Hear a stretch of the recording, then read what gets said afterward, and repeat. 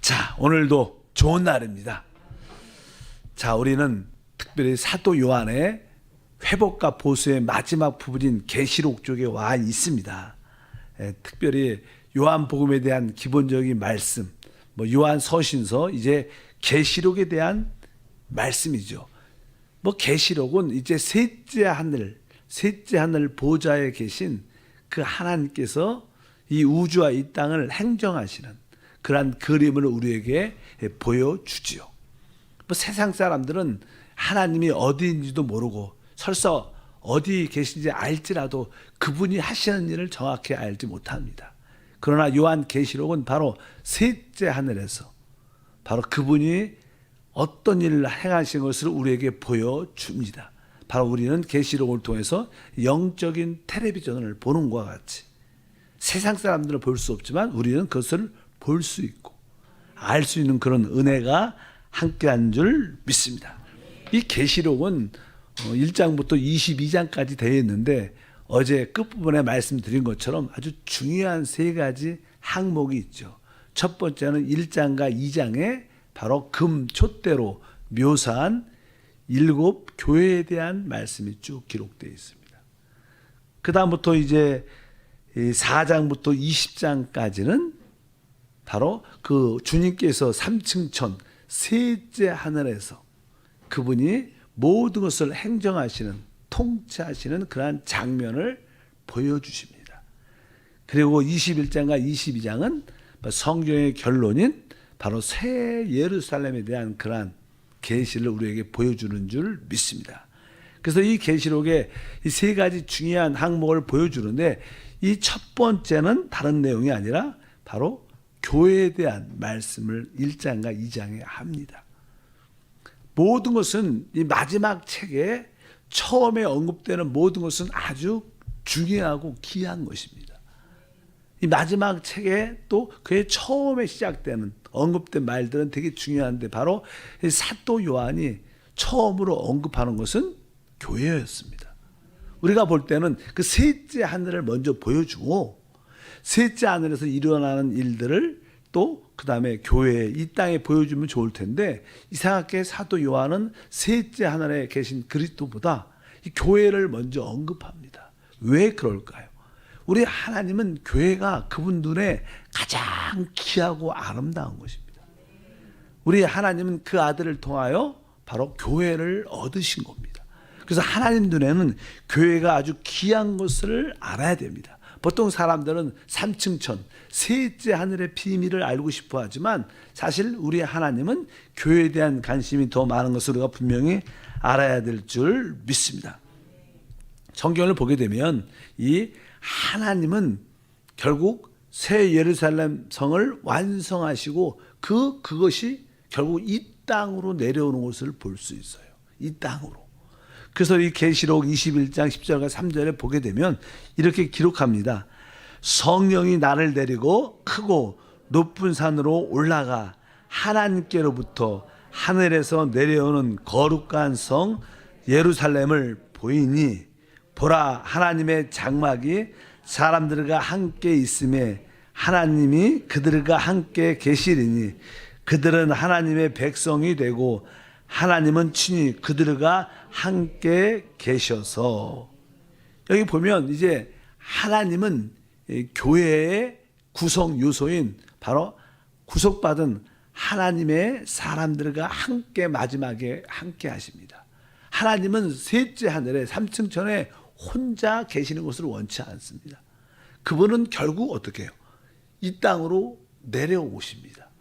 그래서 이 땅이 새 하늘과 새 땅이 되는 겁니다. 그리고 이 땅을 통해서 이 우주가 다스려지는, 그러니까 우리가 살고 있는 이 땅은 아주 축복된 땅이죠.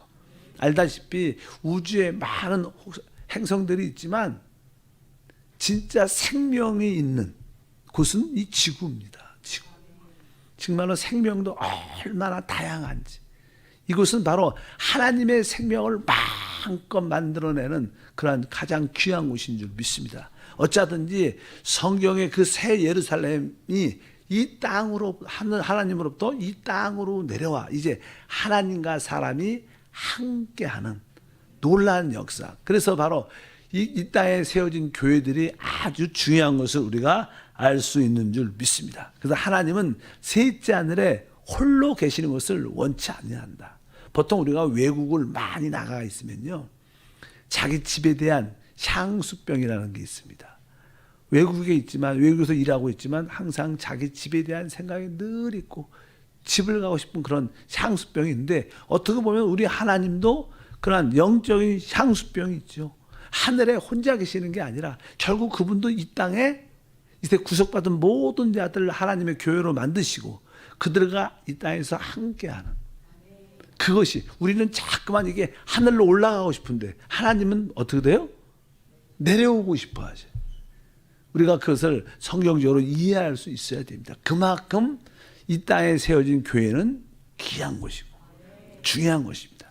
그래서 보통 우리가 교회에 대한, 하나님에 대한, 그리스도에 대한 이해도 깊고 또 교회에 대한 이해도 지금 많이 가지고 있지만 하나님만큼 교회에 대한 이해가 부족합니다. 우리는 하나님이 교회를 얼마나 사랑하시는지, 얼마나 귀하게 여기시는 것을 우리가 알아야 됩니다. 그래서 우리들도 하나님만큼 교회에 대한 사랑과 애정과 인식이 필요하다. 그래서 여러분들이 그리스도를 알고 바로 그분의 비밀인 교회를 안다면 우리는 하나님을 다 아는 것입니다. 그리스도만 안다고 해서 하나님을 다 알 수 있지 않습니다. 바로 그분의 몸인 교회도 우리가 깨달아야 될 줄 믿습니다. 그래서 오늘은 바로 우리 하나님은, 그리스도는 교회 안에 계신 그리스도입니다. 교회 안에 계신 그리스도. 그래서 이제 교회 안에 계신 그리스도가 어떠한 모습으로 나타난 것을 우리가 이제 1장에 기록이 되어 있습니다. 우리 먼저 이제 사도 요한이 나팔 소리 같은 것을 이렇게 듣게 됩니다. 그래서 우리도 그냥 마지막 때 하나님의 나팔 소리가 들린다 그래서 영적인 영 안에서 그 음성이 들릴 때 주님이 오시는 때죠. 이 밤모습에서 사도 요한이 주일날 주님을 앙망하는 마음 가운데 있는데 나팔 소리 같은 소리가 들려서 이렇게 그 소리가 어디서 나는가 뒤돌아보니까 바로 거기서 그냥 주님을 보게 되는데, 그분이 어떠한 모습으로 나타나서 설명하고 있습니다. 이제 1장 13절에 그냥 써 있습니다. 촛대 사이에 인자 같은 이가 발에 끌리는 옷을 입고 가슴에 금띠를 띠고. 이제 사도 요한이 그 주님을 보게 되는데, 여기 보니까 어디에 있어요? 촛대 사이에, 이렇게 말합니다. 그래서 이 촛대는 등대죠. 이 촛대는 뭐예요? 바로 교회다. 그래서 7 금 촛대는 7 교회니라. 계시록 1장 맨 끝절에 나오는데 바로 그것을 알 수 있습니다. 그래서 우리 주님은 어디 안에 계시는가? 바로 촛대 사이, 바로 교회 안에 그분이 운행하고 계시다. 그래서 그분이 어떠한 모습을 갖고 있는가? 발에 끌리는 옷을 입고, 발에 끌린다는 것은 구약에 보면 그냥 제사장의 옷을 입고 있다는 거예요. 우리 주님은 지금 셋째 하늘에서 어떤 사역?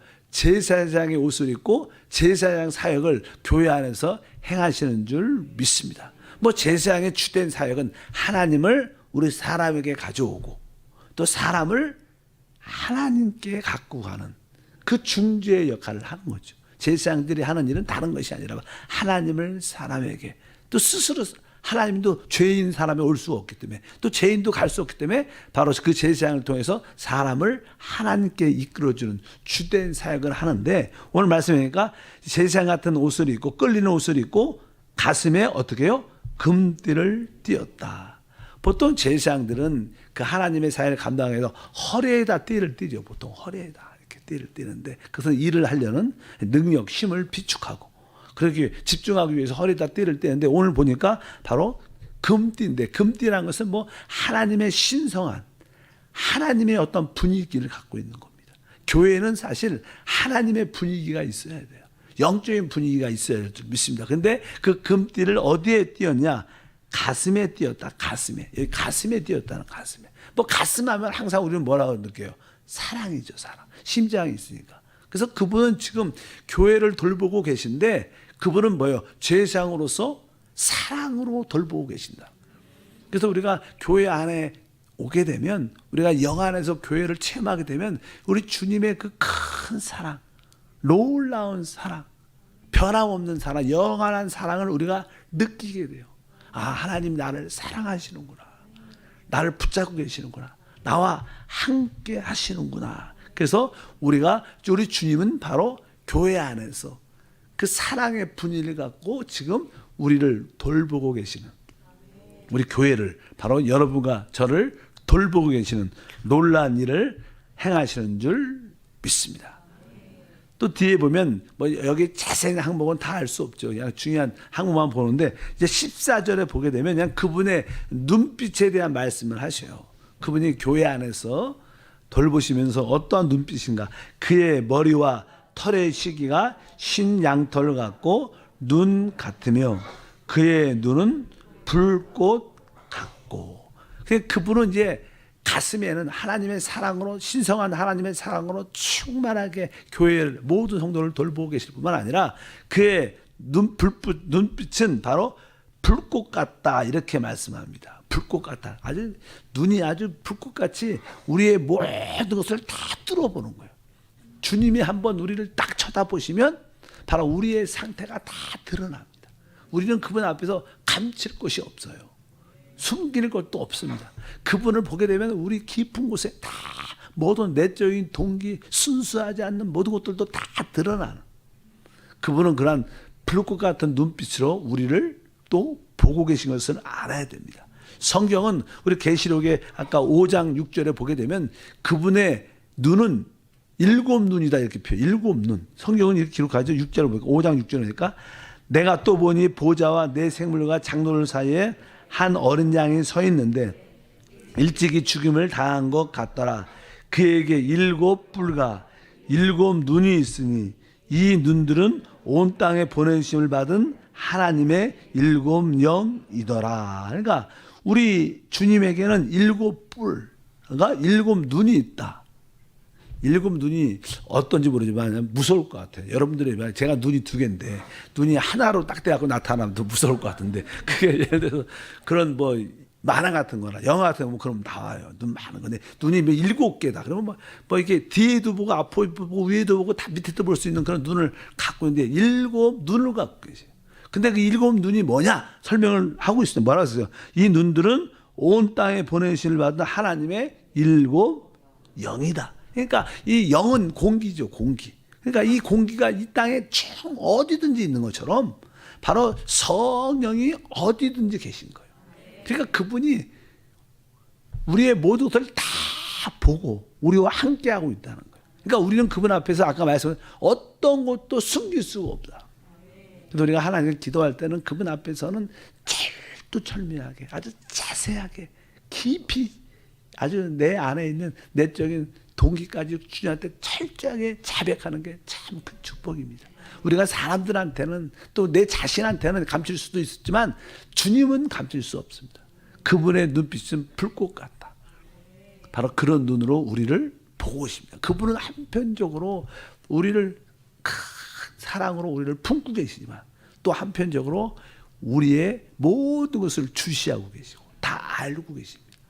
그래서 내가 주님 앞에는 어떠한 것도 숨기지 않고 다 자백하는 마음을 갖길 바랍니다. 근데 사람 사이에는요, 뭐 부부 사이도 그럴지 모르겠지만 모든 것을 다 아는 게 좋은 건 아니에요.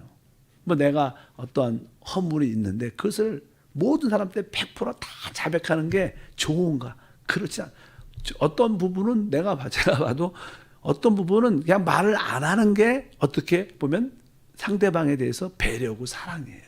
뭐 안다고 해서 다 말하면 또 그것을 몰랐다가 알아갖고 또 들은 사람은, 본 사람은 또 상처와 어려움이 또 있어요.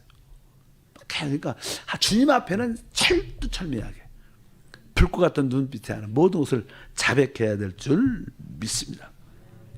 또 15절을 보니까 그의 발은 풀무불에 단련한 빛난 주석 같고 이렇게 말합니다.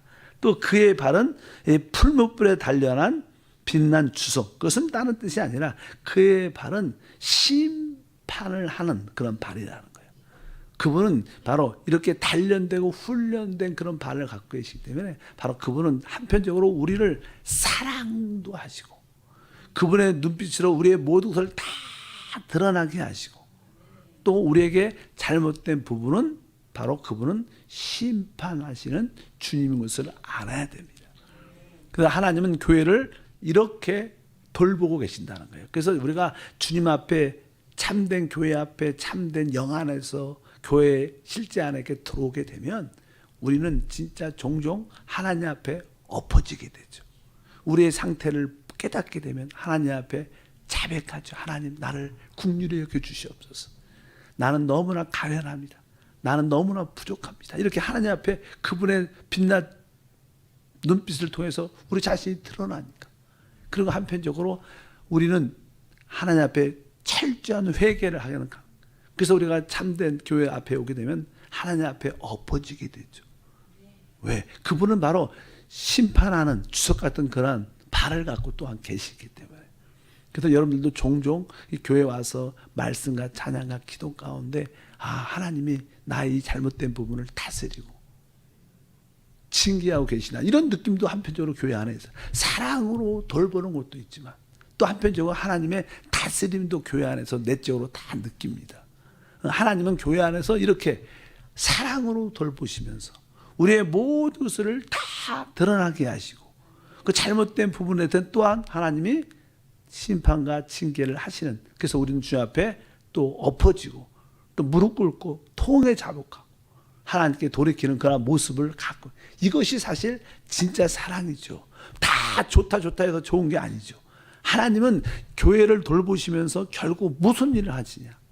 우리 하나님은 이 마지막 때 이기는 자를 세우시는 거예요. 하나님이 아까 말씀드린 것처럼 큰 사랑을 가지고 모든 불꽃 같은 눈빛으로 모든 사람을 우리를 드러나게 하시고 또 잘못된 부분에 대해서 빛난 주석처럼 심판을 하시면서 그 가운데 하나님은 이기는 자를 잡고 계십니다. 모든 사람이 다 이기지 않죠. 하나님의 그 뜻과 목적의 완성을 위해서 이 마지막 때 하나님은 이기는 자를 찾고 계시는구나. 하나님은 왜 지금 교회를 돌보고 계시는가? 모든 사람을 구원하셨지만 그 안에 하나님의 목적을 이루시는 이기는 자를 찾고 계시면 우리가 분명히 깨달아야 될 줄 믿습니다. 그래서 교회 안에 있을 때, 교회 안에서 이렇게 우리 가운데서 운행하시는 그 하나님을 만나게 되면 우리는 이러한 마음을 다 갖게 돼서 철저하게 회개도 하고 애통해하기도 하고 하나님을 두려워하기도 하고, 그러나 한편적으로 하나님을 사랑에 채워줘서 하나님으로 행복하기도 하고, 이것이 뭐예요? 주님의 돌보심이다.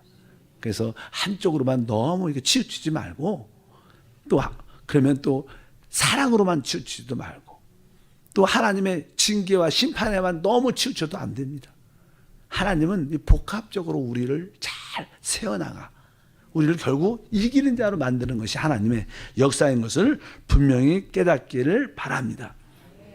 종종 우리가 신앙생활을 하다 보면요, 이제 하나님 말씀 안에서 빛을 얻게 되니까 우리 상태를 자세히 보게 돼요.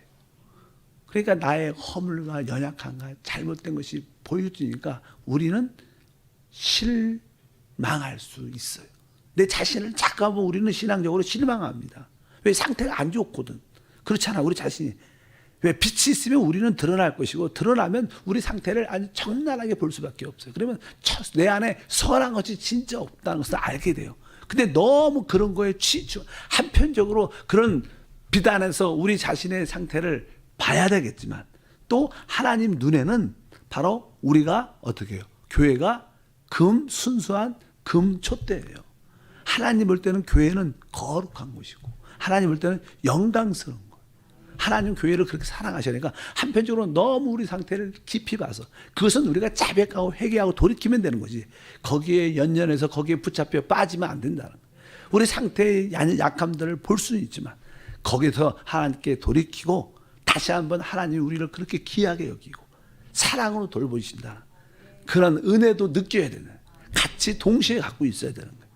너무 그냥 하나님의 사랑에 신실해서 모든 것을 또 잃어버리면 안 되고, 이런 두 가지를 항상 우리가 볼 수 있는 신앙관이 우리 가운데 세워져야 될 줄 믿습니다.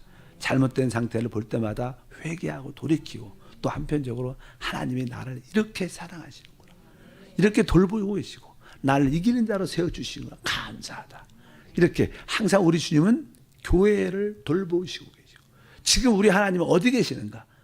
셋째 하늘 3층 천에 계시지만 그분은 실제로 교회 안에 계시죠. 근데 이 교회는 영 안에 있을 때 교회예요. 우리 모두가 영 안에서 교회가 되어지는 거예요. 또 늘 말하지만 교회 안에 있다는 뜻은 바로 영 안에서 살아갈 때, 또 한편적으로 우리 안에 있는 그 생명의 느낌을 따라, 우리 생각이 아니라 바로 우리 안에 있는 생명의 느낌을 따라 살 때 교회에 우리는 접촉되게 돼요. 그리고 그리스도의 몸은 하나이기 때문에 우리 모든 지체들과 내가 하나다. 내가 우리 모 교회 사역자와 장로님과 재직과 모든 성도와 내가 하나 안에 있을 때 우리는 정확하게 교회 안에. 그래서 이런 말씀을 많이 전했죠. 교회의 머리를 누리려면, 오직 능력을 누리려면 그분의 몸 안에 있어야 하는데, 이 몸이 뭐예요? 교회이죠. 교회 안에 있다는 뜻은 영 안에 있어요. 생명을 따라 살아요. 하나님의 생명을. 그리고 우리 모든 지체들과 모든 사역자와 하나 안에 있을 때 우리는 정확하게 교회 안에 있게 돼요. 그럴 때 바로 이러한 은혜와 축복을 마음껏 누릴 줄 믿습니다. 따라합시다. 영 안에서, 생명 안에서, 하나 안에.